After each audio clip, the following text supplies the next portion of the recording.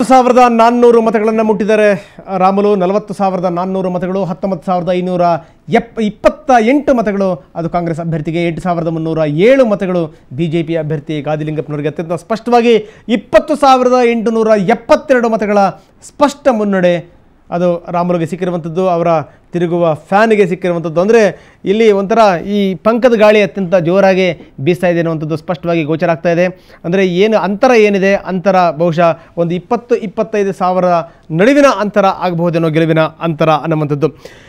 ಇದ್ರ ಬಗ್ಗೆ ಇನ್ನಷ್ಟು ಮಾತಾಡೋಣ. ಕೊನೆಯದಾಗಿ ಸಂತೋಷ್ ಏನು ಹೇಳ್ತಾರೆ ಕಣ? ಸಂತೋಷ್, ಕೊನೆಯದಾಗಿ ಏನು ಹೇಳಕ್ಕೆ ಬಯಸ್ತಿರ್ತಾವೆ? ಇಲ್ಲ, ಈಗ ಹನುಮೇಗೌಡರು ಹೇಳ್ತಾ ಇದ್ರು JDS ನಾವು ಸಪೋರ್ಟ್ ಮಾಡಿದ್ದೀವಿ ಅಂತೇಳಿ, ಅದರ ಲಾಭ ಸಿಗುತ್ತಂತ ಅವ್ರು ಹೇಳ್ತಾ ಇದ್ರು.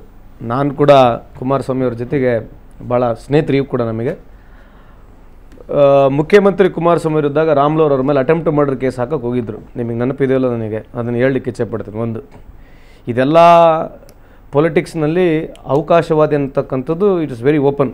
ಅದ್ರ ಬಗ್ಗೆ ಏನು ಚರ್ಚೆ ಮಾಡ್ತಕ್ಕಂಥದ್ರ ಅವಶ್ಯಕತೆಯೂ ಇಲ್ಲ. ಯಾರು ಬೇಕಿದ್ರೆ ಹೆಂಗಂಗೋ ಡಿಫೆಂಡ್ ಮಾಡ್ಕೊಂತಾರೆ, ಮಾಡ್ಕೊಳ್ಳೋದು ಸಂತೋಷ. ಆದರೆ ಇದು ಬೆನಿಫಿಟ್ JDSಗೆ ಆಗ್ತದೆ ಅನ್ನೋದು ಸುಳ್ಳು. ಯಾಕಂತಂದರೆ JDSನವ್ರು ನಿರಂತರವಾಗಿ ನಾವು ರಾಮುಲನ್ನು ಸಪೋರ್ಟ್ ಮಾಡ್ತೀವಿ ಅಂದರೂ ಕೂಡ ರಾಮುಲು ಅವ್ರ ಸ್ಟ್ಯಾಂಡು ನಾವು ಹೊಸ ಪಕ್ಷ ಕಟ್ತೀವಿ ಅಂತಲೇ ಹೇಳ್ತಾ ಇದ್ದಾರೆ. ಸೊ ರಾಮುಲು ಅವ್ರ ಸ್ಟ್ಯಾಂಡು ಹಂಗಿದ್ರೂ ಕೂಡ BJP ಅವ್ರ ಸ್ಟ್ಯಾಂಡ್ ಯಾವತ್ತೂ ಕ್ಲಿಯರ್ ಮಾಡೇ ಇಲ್ಲ. ಈಗ ರಾಮುಲು ಬಂದಿರತಕ್ಕಂಥ lead support it is nowhere connected to JDS. Even JDS ಸ್ಪರ್ಧೆ ಮಾಡಿದ್ರು ಕೂಡ ರಾಮುಲು ಇನ್ನೂ ಸ್ವಲ್ಪ ಜಾಸ್ತಿ ಓಟೆ ತೊಗೋಬೋದಾಗಿತ್ತು ಅಂತ ನನ್ನ ವೈಯಕ್ತಿಕ ಅಭಿಪ್ರಾಯ. JDSನಿಂದ ಸಪೋರ್ಟ್ಲಿಂದ ರಾಮುಲಿಗೆ ಜಾಸ್ತಿ ಲೀಡ್ ಬಂದದ್ದು ಅದು ತಪ್ಪು. ಅದರಿಂದ ಭಾಳ ಕರ್ನಾಟಕದಲ್ಲಿ ನಮಗೆ JDSಗೆ ಒಂದು ಪೊಲಿಟಿಕಲ್ ಸ್ಟ್ರಾಟಜಿ ಮಾಡಿ ನಮಗೆ ಬೆನಿಫಿಟ್ ಸಿಗ್ತದೆ ಅನ್ನೋದು I don't think so. I don't by is point. ಒಂದು. ಎರಡನೇದು, ಈ ಚುನಾವಣೆಗೆ ನಾವು ಬಂದಾಗ ಉಪಚುನಾವಣೆಗಳು ಏನು ನಡೀತವೆ, ಯಾಕಂದರೆ ಕಾನ್ಸಂಟ್ರೇಟ್ ಆಗಿ ನಡೀತಕ್ಕಂಥದ್ದು, ಇದು ಜನರಲ್ ಆಗಿ ನಾವು ತಗೋಬಾರ್ದು. ಆದರೆ ಒಂದು ಕನ್ಕ್ಲೂಡ್ ಮಾಡಲಿಕ್ಕೆ ಇಚ್ಛೆಪಡ್ತೇನೆ, ಇವತ್ತು BJP ಕಂಪ್ಲೀಟಾಗಿ ಎಕ್ಸ್ಪೋಸ್ ಆಗಿದೆ, ಅದರ ಜೊತೆಗೆ JDS ಕೂಡ ಎಕ್ಸ್ಪೋಸ್ ಆಗಿದೆ. ಯಾಕಂದರೆ ಕನ್ಸಿಸ್ಟೆನ್ಸಿ ಅನ್ನೋದು made B we met of last elections, but consistency ಅನ್ನೋದು ನಾವೇನು ಹೇಳ್ತೀವಿ, ಕಾನ್ಸ್ಟೆಂಟಾಗಿ ಕಳೆದ 3.5 ವರ್ಷಗಳಿಂದ ನಾವು ಯಾವುದೇ ಒಂದು ನಿರ್ಧಾರ ಆಗಿರಲಿ, ಯಾವುದೇ ಒಂದು ವಿಚಾರ ಆಗಿರಲಿ, ಕಾಂಗ್ರೆಸ್ ಪಕ್ಷ ನಿಲುವು ಯಾವಾಗಲೂ ಕರೆಕ್ಟ್ ಆಗಿದೆ. We have never change from our ideology ಆಗಿರಲಿ ಅಥವಾ ನಾವು ಯಾವುದೇ ತೊಗೊಂಡ ಪೊಲಿಟಿಕಲ್ ಸ್ಟ್ಯಾಂಡ್ ಆಗಿರಲಿ. ಎರಡೂ ಪಕ್ಷಗಳು ತಾವು ನೋಡಿದಾಗ ಅನಲೈಸ್ ಮಾಡಿ, ಲಾಸ್ಟ್ 3.5 years ಅನಲೈಸ್ ಮಾಡಿ ನೋಡಿದ್ರೆ ಎರಡೂ ಪಕ್ಷಗಳು ಅನುಕೂಲಕ್ಕೆ ತಕ್ಕಂಗೆ ಮಾತಾಡಿರ್ತಕ್ಕಂಥದ್ದು, ಅನುಕೂಲಕ್ಕೆ ತಕ್ಕಂಗೆ ನಡ್ಕೊಂಡಿರ್ತಕ್ಕಂಥದ್ದು ಕೂಡ ಈ 3.5 ವರ್ಷಗಳಿಂದ ಕಂಡು ಬರ್ತದೆ. ಕನ್ಕ್ಲೂಡ್ ಮಾಡಲದಿಷ್ಟೇ, ಮುಂದೆ ಬರ್ತಕ್ಕಂಥ ಪುನಃ ಜನರಲ್ ಚುನಾವಣೆಯಲ್ಲಿ ನೀವು ನೋಡಿ ಕಾಂಗ್ರೆಸ್ ಪಕ್ಷ ಅಂತೂ ಖಂಡಿತ ಅಧಿಕಾರಕ್ಕೆ ಬರ್ತಕ್ಕಂಥ ನನ್ನ ಪ್ರಿಡಿಕ್ಷನ್ ಅಂತ ಹೇಳಿ ನಾನು ತಮ್ಮ ಆಜ್ಞೆಯನ್ನು ಪಡೆದು ಇಲ್ಲಿಂದ ಹೋಗ್ಬೇಕಂತ ನಾನು ಕಳೆ. ಓಕೆ ಸಂತೋಷ್, ಇಲ್ಲಿ ತನಕ ಸಾಕಷ್ಟು ಮಾತಾಡಿದ್ರಿ, ತಮಗೆ ಧನ್ಯವಾದ.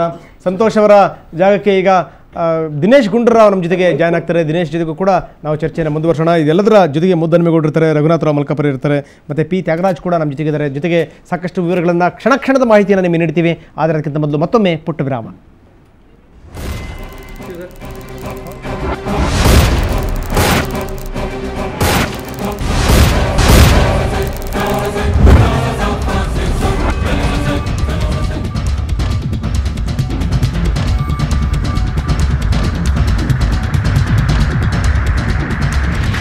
ಬಳ್ಳಾರಿ ಬಿಡಿದಾಟ ವಿಶೇಷ ಕಾರ್ಯಕ್ರಮಕ್ಕೆ ಮತ್ತೊಮ್ಮೆ ತಮಗೆಲ್ಲ ಸ್ವಾಗತ. ಇಲ್ಲಿ ತನಕ ಸಾಕಷ್ಟು ವಿವರಗಳನ್ನು ನಾವು ನೀಡಿದ್ದೀವಿ. ಇದೀಗ ಬಂದಿರುವಂಥ ಸುದ್ದಿ ಪ್ರಕಾರ 46,360 ಮತಗಳನ್ನು ರಾಮುಲು ಪಡ್ಕೊಂಡಿರುವಂಥದ್ದು.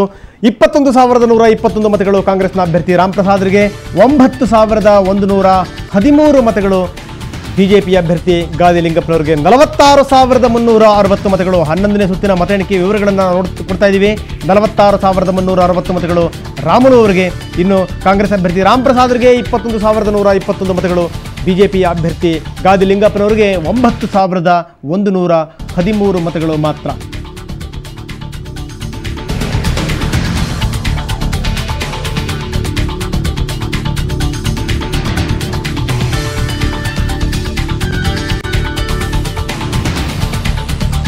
ಆರಂಭದಿಂದ ಇಲ್ಲಿ ತನಕ ಎಲ್ಲ ಸುತ್ತುಗಳಲ್ಲೂ ರಾಮುಲು ಭಾರಿ ಮುನ್ನಡೆಯನ್ನು ಕಾಯ್ಕೊಂಡಿರುವಂಥದ್ದು. ಬಹುಶಃ ಆ ಮುನ್ನಡೆ ಏರುಪೇರು ಆಗಬಹುದು ಅನ್ನುವಂಥ ವಿಶ್ವಾಸ ಬೇರೆ ಪಕ್ಷದವರಿಗೂ ಇತ್ತು. ಆದರೆ ಇದ್ಯಾವುದೂ ಕೂಡ ಆಗಲಿಲ್ಲ. ರಾಮುಲು ನಿರಂತರವಾಗಿ ಒಂದು ಮುನ್ನಡೆಯನ್ನು ಕಾದುಕೊಂಡೇ ಬರ್ತಾ ಇದ್ದಾರೆ.